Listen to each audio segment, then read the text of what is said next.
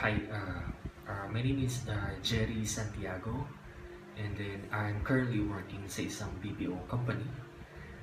So, nagkaroon ako ng sintomas ng um, COVID-19 or nCoV-19 um, April 10 pa lang. Especially yung body pain, tapos sakit ng ulo, and then inayaan ko lang siya after 2 days. Sabi ko baka normal lang siya sa pagod.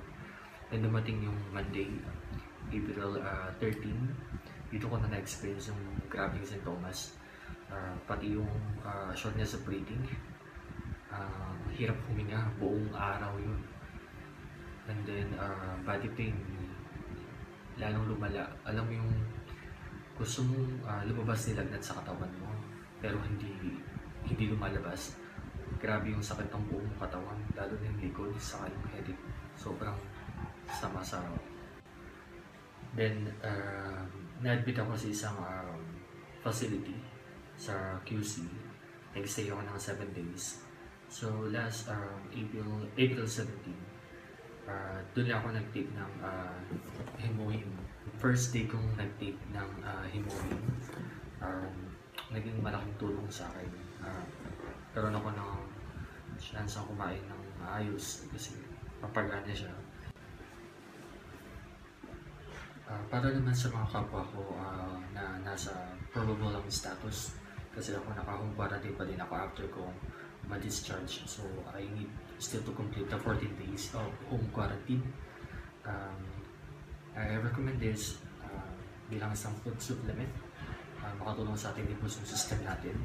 This is my friend's Jerry discharge letter from the facility where he was quarantined. He was discharged last April 21, 2020. The discharge decision was released due to these test results from St. Luke's Medical Center last April 21, stating that Jerry is negative of COVID-19. After his release, he was interviewed by some media outlets about his traumatic experiences in a said facility. According to him, while in quarantine, he experienced great fear, anxiety, and paranoia. He said he also acquired pneumonia in one of his test results. Jerry started to take Hemohim last April 17, the day he was admitted. He said he could already sleep and eat well after taking Hemohim. His condition improved and he could also see his skin becomes better. It surprises him that in spite of all the symptoms he experienced, it was revealed that he is negative of coronavirus. This is him during the time he received Hemohim when he was at the facility. Friend, salamat. Arigatou gozaimasu. Gobawo. I am so grateful to be part ng isang interview katulad nito. Thank you sa lahat, especially sa Rios na siyang ginamit. Nung una nakikita ko ang pangit, sabi ko bakit ako yung napili. Sa dami na po pwedeng makaranas ng ganito, bakit ako pa? Pero God really works in different ways, and sobrang salamat sa Kanya.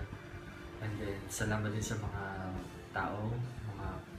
taong patuloy na nalangin sa akin, sa amin, na maging negative ang result. And then also sa mga kapwa ko na PUI, PUM, confirm positive or confirm negative ng result, at naka-quarantine pa din. Kaya natin to. Laban lang tayo. Lalaban tayo.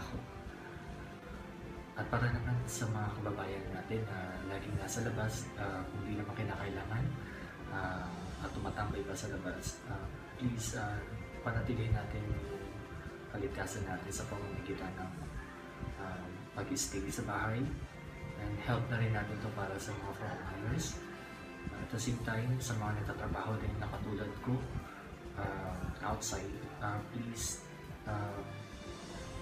panatilihin natin yung social distancing. Malaking tulong dito sa atin. And then wear your face mask hanggat maaari din.